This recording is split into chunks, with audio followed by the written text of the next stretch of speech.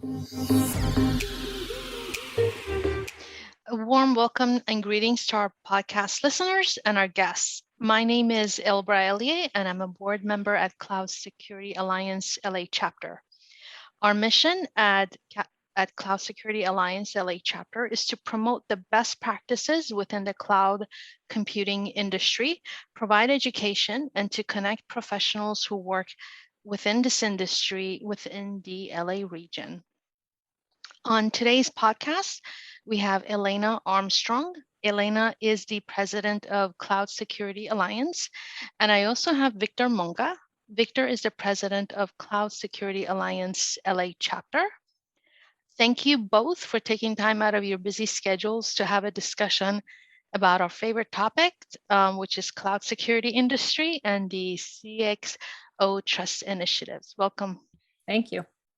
Elena, you have been in this industry for a long time.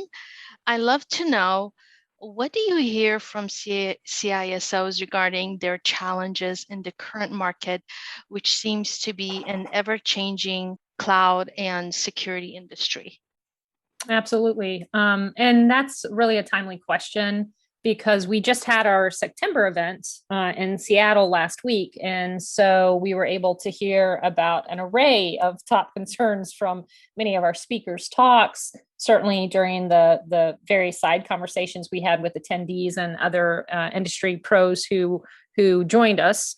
So for a lot of CISOs, an overriding concern right now centers on how approaches to security strategy and resiliency postures need to change as their organizations continue their digital transformations, which of course cloud services enable. Many companies, as I'm sure you have heard from your members, certainly accelerated their journeys to the cloud over the last 18 months because of COVID. And they quickly saw that they needed to support a remote workforce, which likely is probably going to remain hybrid for years and years to come at this point. But, for many, the pandemic really did validate the cloud's value proposition. So they saw stuff like efficiency and mobility and all that jazz. But along with all the benefits they saw, they also ended up seeing many InfoSec worries. So they're worrying about how they're going to deal with security controls that address these complex cloud environments alongside the legacy IT technology that they're still relying on. And that brings with it, worries about integration with the existing IT infrastructure, overarching network security, identity management. They're worried about all these, cyber criminals and the fact that cybercrime is now a business. The list just goes on and on and on. Let's talk about this important initiative that you began called CXO Trust Initiative. Can you give our audience background and context about this initiative? And I also love to know about what led you to create this initiative. We've been working directly and more with CSA members, CISOs, for quite some time, especially during the last 5 years or so. And given the accelerated moves that have been made to the cloud over these past 18 months or 2 years, it really did make sense to establish a more formalized program and outreach to these cybersecurity leaders specifically, but then also the other C-level stakeholders involved in making cloud migrations successful. For most organizations, no matter the market in which they play, cloud is absolutely the number one priority for their businesses. And that's because it's now foundational to everything they do, everything we all really do. It underpins most of the business models today and will continue to do so for many years to come. So it's a priority now. It's going to be a priority in the future.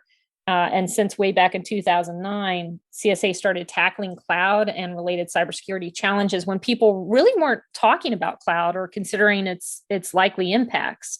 So it just makes sense now that we kind of lead the charge again, this time bringing together members of the C-suite who have a vested interest in ensuring that their cloud infrastructures are managed effectively, safely, and securely. And how do you see this initiative, the CXO Trust Initiative, to that would meet the needs of CISOs and the organizations they serve? It's a multi-pronged, very broad, robust initiative that we're creating. Executives are working with us on this front will receive a wealth of timely information, insight, robust guidance. We've got a number of different offerings sort of in mind. The way I have been explaining it in many of the presentations I've been giving at some of our own events and others is that we have three overarching pillars sort of guiding it. And then there's this overarching mission statement. And under that, we're going to build a bunch of products. So the pillars are building a trusted community through an eventual membership offering of some sort, whether it's an additional tier added to our current membership roster or something else. And that trusted community will enable us to establish a very strong collective voice, which then will extend and solidify this, pretty far-reaching power of influence. So not only are we expecting those who participate with us to influence other members, have increase their influence and sway within their own organizations, but also with the vendor community that serves them, and with government entities and regulators that likely will look to establish more types of mandates that are going to impact them and their businesses. So the guiding mission is to seek a common understanding and knowledge of cloud computing, as well as help progress solutions and standards to meet the cybersecurity challenges that are confronting all of these C-level stakeholders. And look, we have a war chest of IP. We've created so much over the years, all of which you're quite aware of. But we're going to take everything we know, everything we do, all of the research, our working groups, all of the professional certificates and the standards and frameworks. And we're going to sort of translate that and build additional actionable information, as well as event offerings and training programs, mentor, mentee, and other professional development programs, and still more that really will support and focus on that C-suite. So basically, with the launch of this initiative, we'll do for CISOs and other C-level stakeholders what we've done for cloud security over these last 12 years. Well, that's great. As we all know, security touches every aspect of an organization. I'd love to hear from both of you. What advice would you give to non-IT C-suite executives who can work with IT to ensure to meet the needs of the organization's overall security goals? Victor, you want to take this one? Well, first of all, security is not an IT problem to begin with. We've been saying it, I would say, since past decade. I'm sure a lot of you have heard us talking about security is not an IT problem. It doesn't matter if it's a cloud virtualization or completely isolated IT environment. Security was never meant to be an IT problem. Yes, industry with cool names and shiny IT tools have made it an IT problem because that's how the revenue generates for industry. IT plays an integral role in it. I'm going to admit it. In order to achieve a really robust information security program, IT does play an integral role. If you think about an e-commerce site, if they're selling something, yes, IT does play a role. But at the same time, security should be considered as similarly. IT should be partnering with security, just like an IT would partner with the spaceship design software user. IT would partner with your sales team, HR team. HR consumes IT software. That doesn't make them IT department. Security is seen as IT/security. I've seen it again and again, IT/security. That doesn't mean anything, at least to me, because information security or cybersecurity is a department. IT is partnering with them. Now, you asked about C-suite executive and how a non-IT background C-suite. The way I see it, it's as long as C-suite executive, I'm just going to say executive, just for the conversation, is clear about what they want to achieve and can articulate clearly about the end goal, I'm sure our smart people in IT, managers and engineers and architects, they are really smart. They can figure out how to achieve that. Being said that, it is a double-edged sword. If an executive have no idea and it doesn't have, those confident toes around him or her, it can get critical. So my advice is, if you're a non-IT background C-suite and you need to partner with IT for security goals and initiatives, I would just be very mindful of having those consultants around you that you can really understand the data and manage it properly, appropriately, I would say, for informed decisions. Elena, what's your take on that? I mean, I agree 100% with what you're saying. I think, the non-tech leaders in an organization should have some sort of basic understanding of how cybersecurity, cloud computing, and business intersect to support the organization and its overall position, its longevity in the marketplace in which it plays, especially now, right? Given the number of attacks we've seen and how critical cybersecurity is. But they don't have to be technical, but maybe just understand some basics. And if they don't understand what their CISOs and teams are presenting to them, to Victor's point, they shouldn't be afraid to ask. They should make sure that they have, as he noted, that consultative sort of those pros on their side to really help them understand the information at hand to make strong, good decisions. Without cybersecurity in an organization and having it be really robust, I just don't think companies would be able to successfully compete. So, just as cloud is kind of foundational to the operation of the business these days, cybersecurity is to cloud and the business's ability to stay operational. So the C-suite really needs to partner up and they need to support one another. That is a great perspective. Thank you.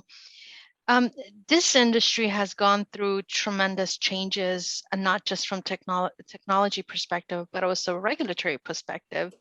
One interesting element that makes this industry unique and different is that we are heavily regulated, both domestically and internationally.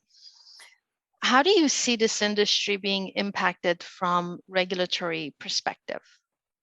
I mean, it is so complex, and it is the topic of discussion for CISOs. It was certainly for our attendees at September last week. As you rightly noted, there are countless mandates, and the trick for many security leaders is to try to suss out the commonalities among many of these regulations so that they avoid duplicating efforts. Many have been doing that pretty well, working with legal advisors, consultants, the executive suite. Then you get other requirements that hit, like President Biden's recent executive order to improve the nation's cybersecurity, with this goal of kind of shoring up the security and controls to better safeguard the critical infrastructure. So they might take some of that guidance into account. But from my perspective, no matter the number of mandates and the reach, I think it means to me that it's super vital that organizations are working together with government and with all of these regulators to address the challenges of collaboration, cooperation, and the creation of these standards and governance requirements. They need to make sure that they have a seat at that table, so that some of these rules and demands don't get so esoteric, that they make sense to the operations of a business. And I think, as I may have noted before, certainly I feel quite strongly that our CXO Trust Initiative will play a key role on this front.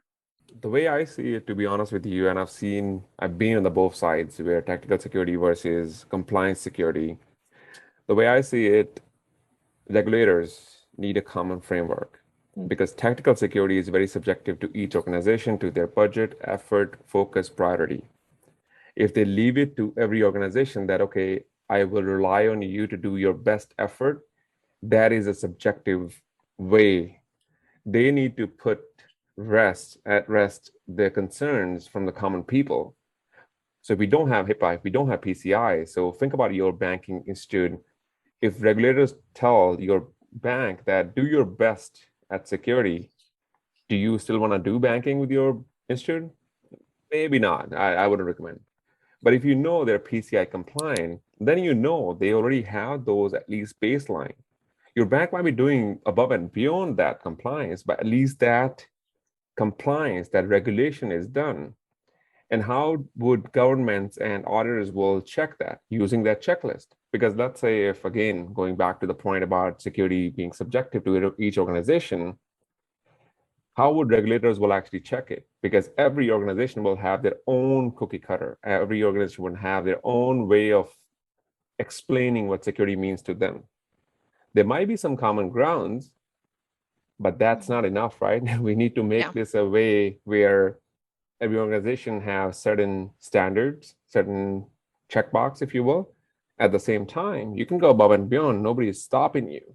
So there was actually an article on Tripwire, Security versus Compliance. In this article, they really discussed about how compliance drives security. But at the same time, tactical security has a lot more than just compliance. As I said, compliance gives you that baseline so that everybody can assure, regulators can double check, and you're good to go. But between security and compliance, if I would have to put a versus, security would be something that you would do it for yourself, for your company, for your organization. Compliance is something you'll do it for satisfying external requirements. It could be regulation, could be your customers, could be even government. Security is something that it's driven to protect your constant threats against your organization. Compliance is something that business needs it. It's not technical control, it's a compliance control. And finally, security is all about constant, it's consistent. You're always having to do something.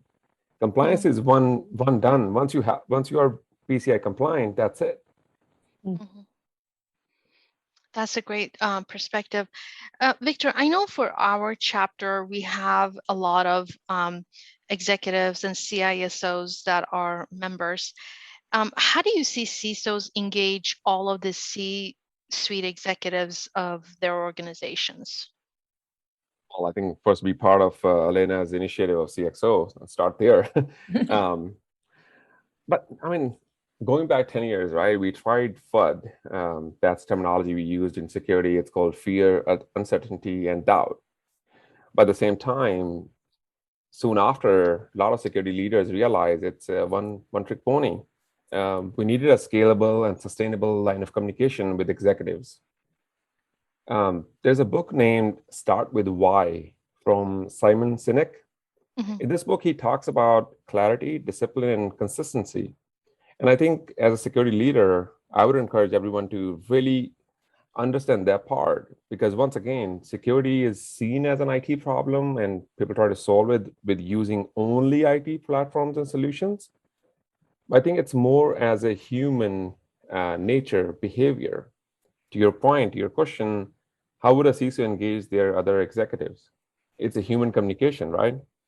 So that's one of the ways I see security leaders can have a clear line of communication with executives.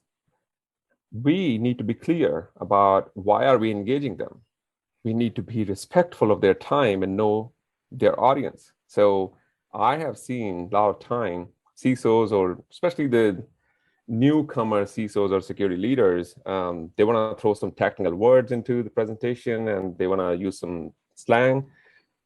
It might sound cool in the presentation, but it also created now some sort of tension between you and the executives, because they didn't get those words, and now all of a sudden they're like, yeah, you know what, we don't get it.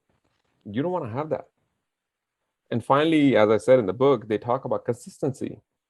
It's like you start by buying the best flowers and dinners at the fancy restaurant, but once you build that relationship, you don't even put your toilet seat down, man. So again, be consistent. Don't bite off more than you can chew off. Finally, I will end with this sentence: have an empathy in your communication. We have said that again and again. Try not to be the gatekeeper. Try to be the butler, or again, humble someone. if not butler. But don't be the gatekeeper. Don't be like, I am the security guy, I know it all, and I need to make sure that your organization is secure. Yes, that's your job. But at the same time, you can be humble about it. So just because you know it all about security doesn't give you the right to look down on anyone who doesn't get it yet. My father taught me, if you need something from someone, make it easier for them, not difficult. Mm. Wow. That's a great perspective. Thank you. So let's shift gears a bit. This pandemic was certainly a surprise to all of us. And over the past 17, 18 months, CISOs have had to make major changes to ensure the safety of their organizations. And just like Elena mentioned a few minutes ago, I kind of want to have a quick discussion about the impact of it. How do you think the COVID pandemic has impacted this industry, and what are you hearing from the chapter's members? And I love to pose this question to both of you.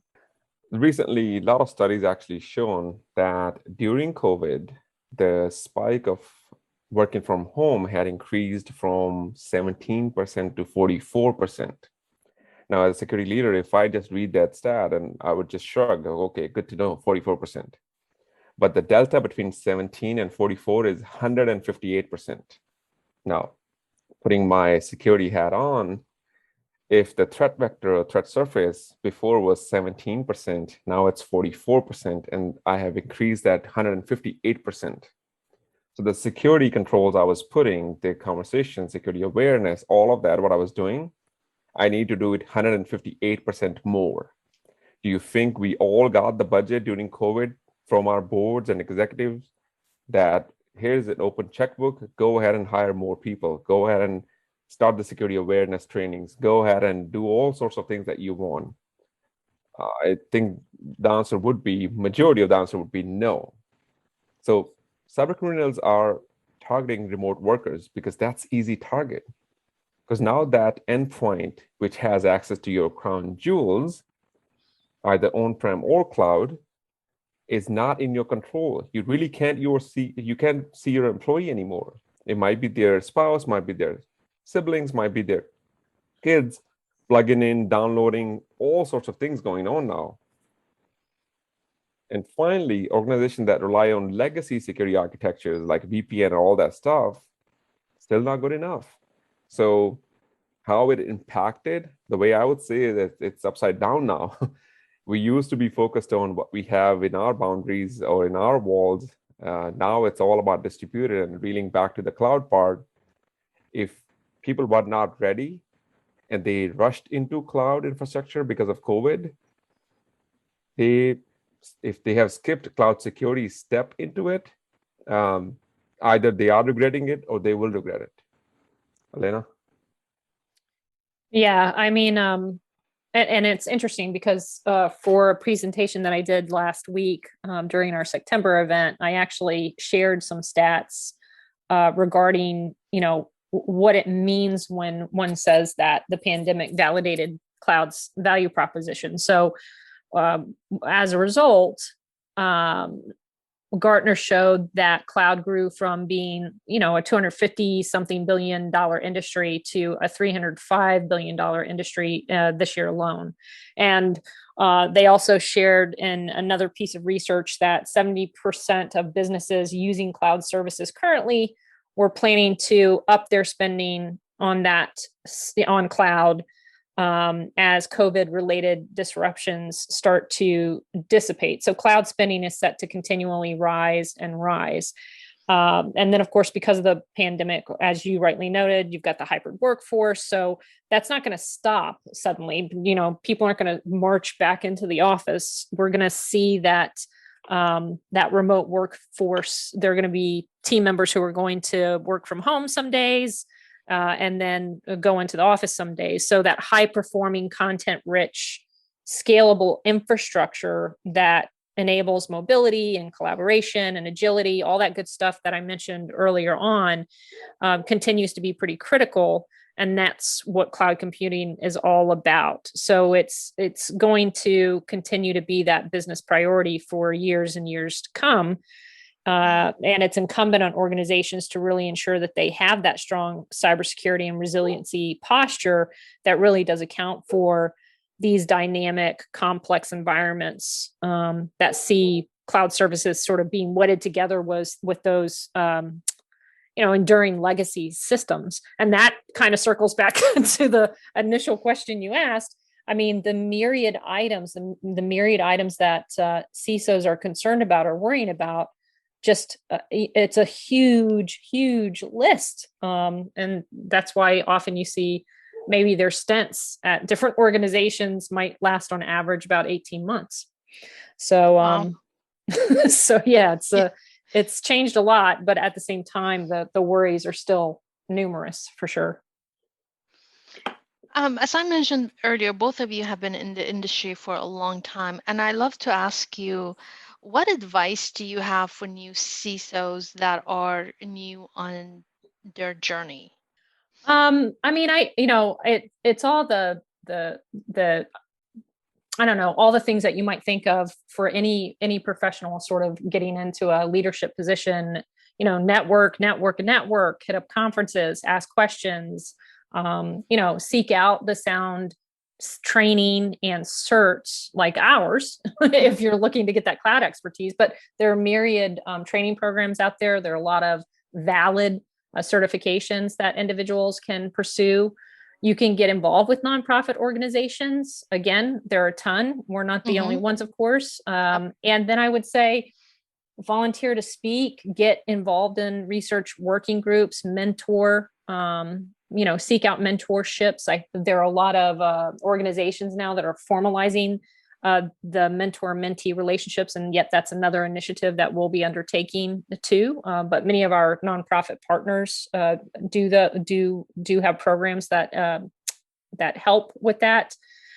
And then I think some of the other basics is not, you shouldn't stop learning, and you shouldn't compromise your principles for a job, because there's plenty out there. And it was funny because Chris Krebs presented last week, and of course he faced some pretty strenuous hardships and challenges during his tenure with CISA.